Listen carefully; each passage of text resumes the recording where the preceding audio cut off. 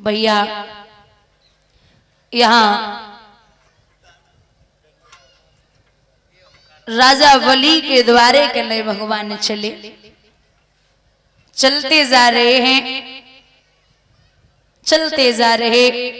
जो देख लेता है वो कहता है कि साधु जी महाराज पास तुम राजा के जाओ, पूर्ण इच्छा हो न खाली हाथन वहां से आओ, दया धर्म की खान धन दौलत की चली का मांगे से दे देगो अपनी जान। राजा बलि ने परमात्मा को देखो तो गद्दी से नीचे उतरे आइए श्रीमन भगवान का चरण धोकर के चरणामृत लिया, उचित आसन पर बिठा लिया। भगवान बोले ओरे राजा, हाँ महाराज हम तो से कुछ मांगवे को आए, का चाहिए नाथ? भोजन मांगो, कपड़ा मांगो, जो मांगो सो हाजिर है। हे देव हमारा तन मन धन इन चरणों पर न्यौछावर है, मांग लीजिए। बोले हमने मांगो और तूने नाय दो तो गजब है जावेगो। नाथ मांग के तो देखो, तुमने बहुत राजा देखे होवेंगे लेकिन हम सो नाय देखो है। भगवान मन ही मन में बोले तुमने बहुत महात्मा देखे होवेंगे लेकिन हम सो नाय देखो है। हम बेनाए जो द्वारे द्वारे पे भीख मांगे। मांगो नाथ का चाहिए। बोले ऐसे नहीं, फिर पहले तिरवाचा भर दे। नाथ मैं तिरवाचा भरता हूं, आप जो मांगेंगे आपको वही मिलेगा, वही मिलेगा और वही मिलेगा। मांगिए। बोले राजा अगर तू देना चाहता है तो हमें 3.5 कदम पृथ्वी दे दे। राजा को ऐसा मालूम पड़ा जैसे हजारों बिच्छुओं ने एक साथ डंक मार दिया। बोले महाराज क्या बोल रहे हो?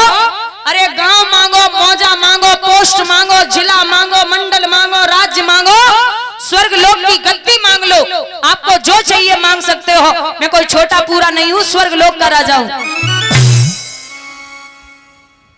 भगवान बोले इतनों का इधर आते हो, हमें जितनो चाहिए उतनो ही दे दे, ज्यादा की जरूरत ही नहीं। हम हैं इतने छोटे 52 अंगुल के। अब 52 अंगुल को आदमी जमीन नापे तो कितनी आय पड़ेगी? अब एक हाथ में छतरी, एक में कमंडल। भगवान बोले हमें इतनी दे दे। बोले नहीं महाराज, अब एक काम करो, हम अपने पैरन से नाप दें। भगवान बोले तेरे पैरन की जरूरत ही ना है, हमारी शादी ना है भैया जो हमें और की जरूरत पड़ जावे। हमारी संतान थोड़ी रहेगी, हम अकेले ही हैं। बोले नाथ तो फिर थोड़ा और कुछ मांगे। बोले नहीं इतना ही चाहिए। सोच लिया? बोले सोच लिया। अब जैसे ही ये कहा, बातें हो रही हैं प्रभु में और महाराज राजा बलि में। तब तक राजा बलि के गुरु शुक्राचार्य जी आ गए। और जो भगवान को बैठो देखो, जवाब दो राजा। बोले हाँ महाराज, जाए कुछ दे तो ना दो। बोले नहीं नाथ अबे तो कुछ ना दो, लेकिन ये 3.5 कदम पृथ्वी मांग रहे। ना कुछ मत देना, जो तू समझे बैठा है ये वो नहीं है। महाराज फिर कौन है ये? तो बोले सुन ले।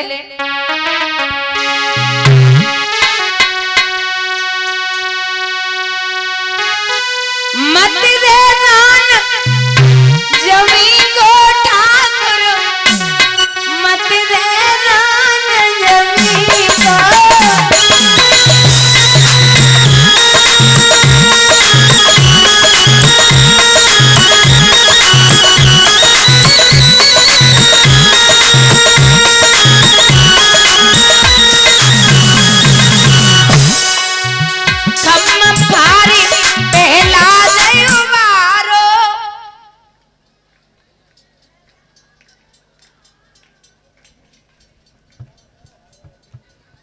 सिंगल प्लाई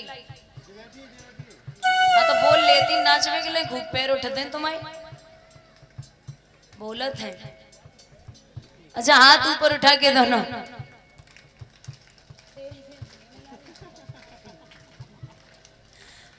कम भार पे लाज मारो।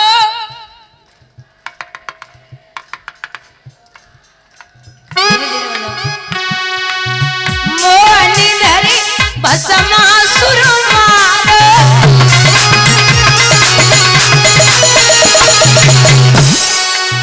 सर के रूप चली घोड़ा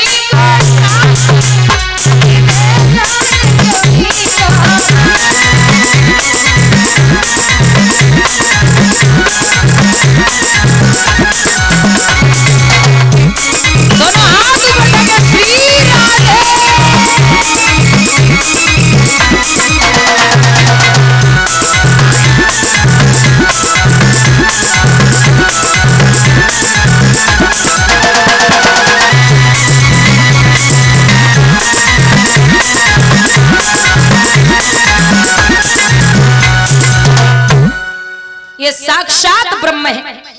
तो बोले नाथ, चाहे ये विश्व बिहारी हो या विश्व भिखारी आए हो, जाल से छुड़ाने आए हो या जाल बिछाकर लाए हो, पृथ्वी आकाश पलट जाए पर पलट सकेगा वचन नहीं।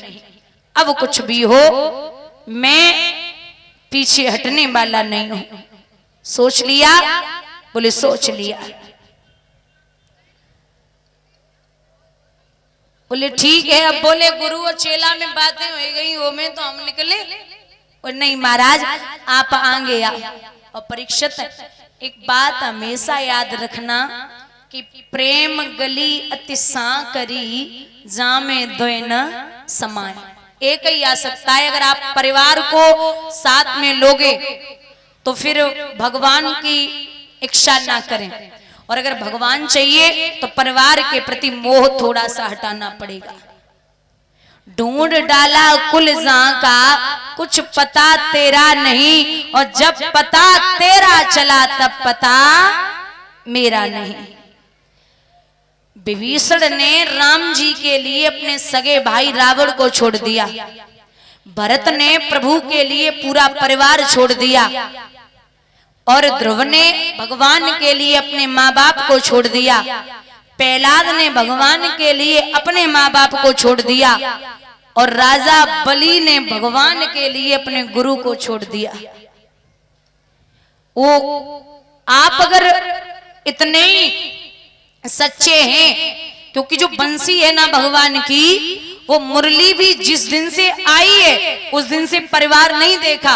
और भगवान को भी वो बंसी इतनी प्यारी थी, क्योंकि अगर कोई मांग ले तो कृष्ण एक ही बात कहते थे कि कुबेर के घड़ा में एक पेड़ जमो, मैंने मुरली के नाम कटाई धरो है। शेष ने काटी महेश ने पेड़ी, ब्रह्मा ने सनकादि करी है, विष्णु जी ने छेद करे और नारद जी ने देख धरी है। सो मांग रहे हमसे मेरे अरवन खरवन की बसुरी है।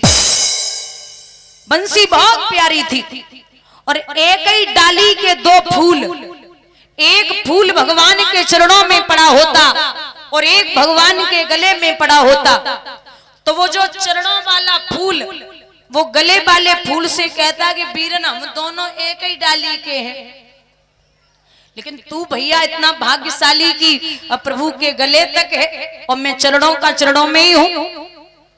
तो जवाब दियो, वो जो गले वाला फूल था कि बीरन जब तक तुम चरणों में हो तब तक सही सलामत हो, और जैसे ही चरणों से और गले तक आओगे तो एक सुई ली जाएगी, एक धागा लिया जाएगा, और जब हृदय के बीच से सुई और धागा इधर से उधर निकलेंगे तो दर्द दो जायज है, और बिना दर्द के अगर भगवान मिल जाए तो ये तो बिल्कुल गलत बात है। बिना तकलीफ के आपको कृष्ण मिल रहे तो वो आसानी तो गलत ही है।